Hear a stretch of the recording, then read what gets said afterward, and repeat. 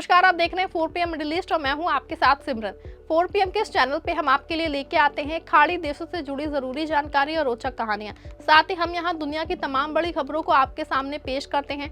इसी कड़ी में आज हम आपके लिए लेके आए हैं यूएई एक इतिहास से जुड़ी एक बेहद अहम जानकारी। संयुक्त अरब अमीरात, जिसे हम यूएई कहते हैं, एक ऐसा देश है जो रेगिस्तान की रेत से निकल के आज दुनिया की सबसे आधुनिक और समृद्ध जगहों में से एक बन गया है।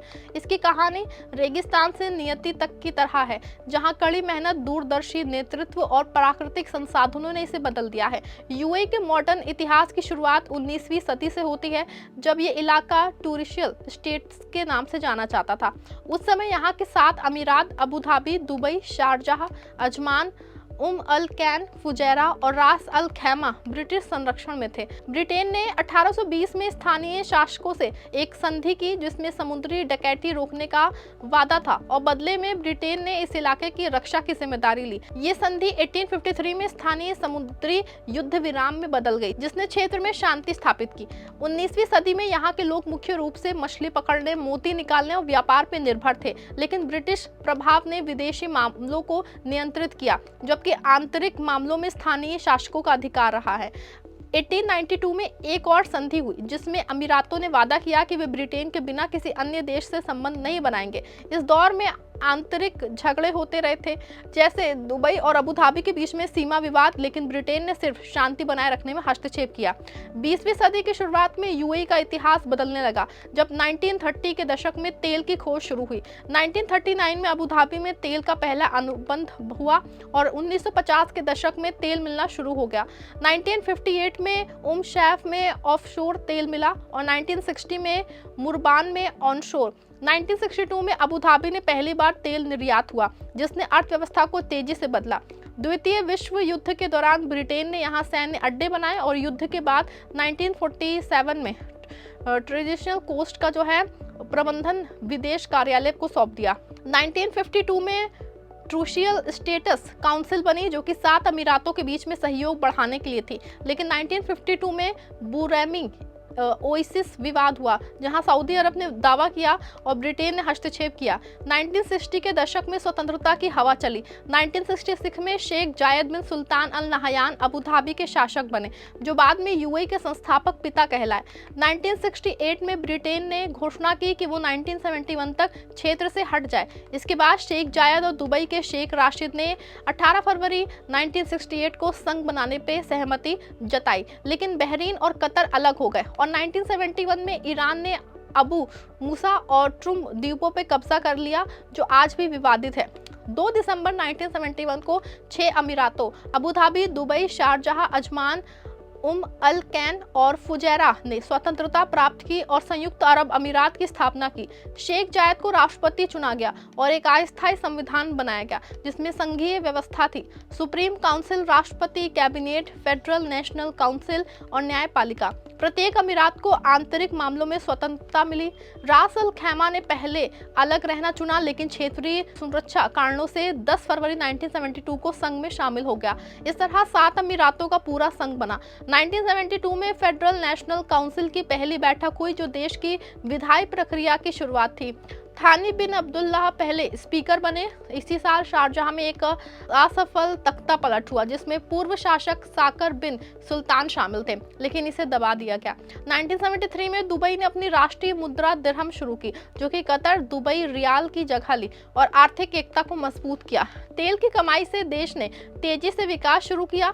सड़कें, अस्पताल, स्कूल और आवास बनाए गए। 1974 में बुरैमी विवाद का हल जद्दा संधि से हुआ, जहां 1980 के दशक में यूएई ने क्षेत्रीय सहयोग बढ़ाया। 1981 में अबू धाबी में गल्फ कोऑपरेशन काउंसिल यानी कि जीसीसी की स्थापना हुई, जिसमें यूएई, सऊदी अरब, कुवैत, बहरीन, कतर और ओमान शामिल हुए। ये संगठन क्षेत्रीय सुरक्षा और आर्थिक सहयोग के लिए बना। 1982 में शेख जायद ने रुवैस में पेट्रोलियम इंडस्ट्रियल कॉम्प्लेक्स का उद्घाटन किया, जो कि एक छोटी मछली गांव को औद्योगिक केंद्र में बदल दिया। 1984 में दुबई में पहला ऑन ऑनशोर ऑयल फील्ड माघर शुरू हुआ, जिसने दुबई को ऊर्जा क्षमता बढ़ाई।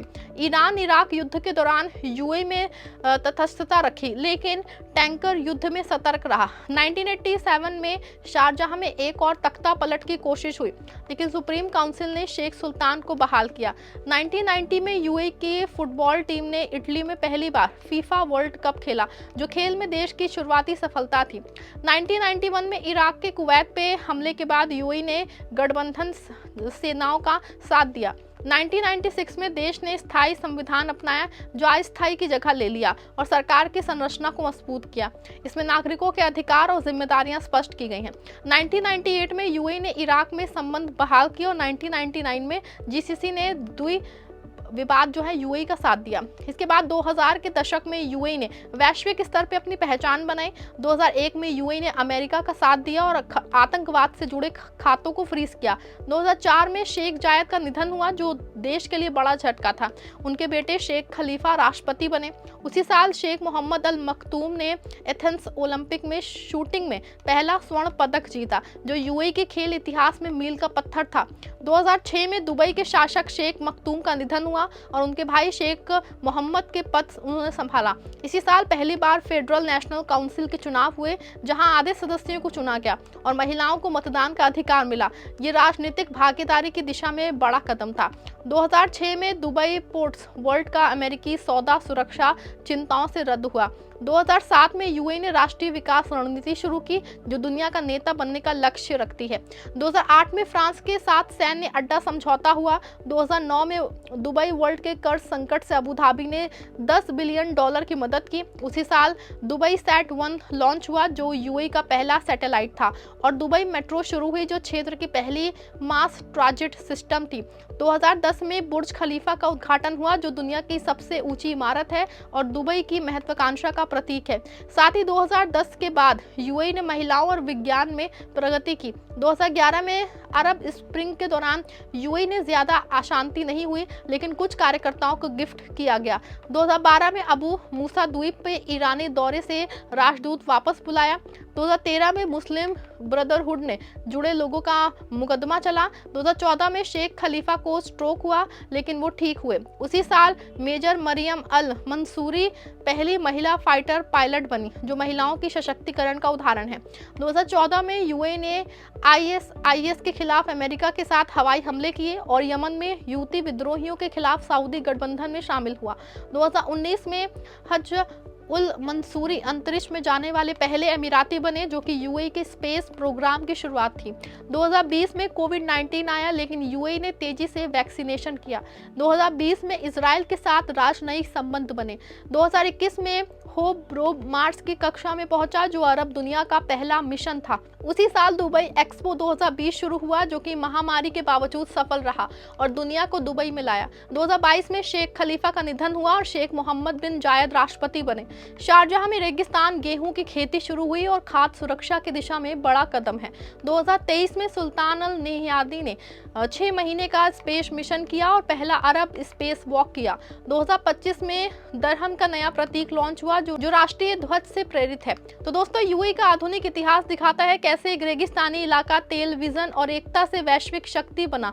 शेख जायद की दूरदर्शिता ने आधार रखा और आज यूएई स्पेस, पर्यटन, वित्त और नवाचार में आगे है। भविष्य में ये और ऊंचाइयां छुएगा, जैसे चंद्र मिशन और सतत विकास। ये कहानी प्रेरणा देती है कि मेहनत से नियति बदली जा सकती है। तो दोस्तों, ये थी इस खबर से जुड़ी सारी जानकारी। अगर आपको वीडियो पसंद आया है तो वीडियो को लाइक करें, कमेंट करें और हमारे चैनल को सब्सक्राइब करना बिल्कुल मत भूलें। मिलते हैं आपसे अगली वीडियो में, तब तक के लिए हमें दीजिए इजाजत।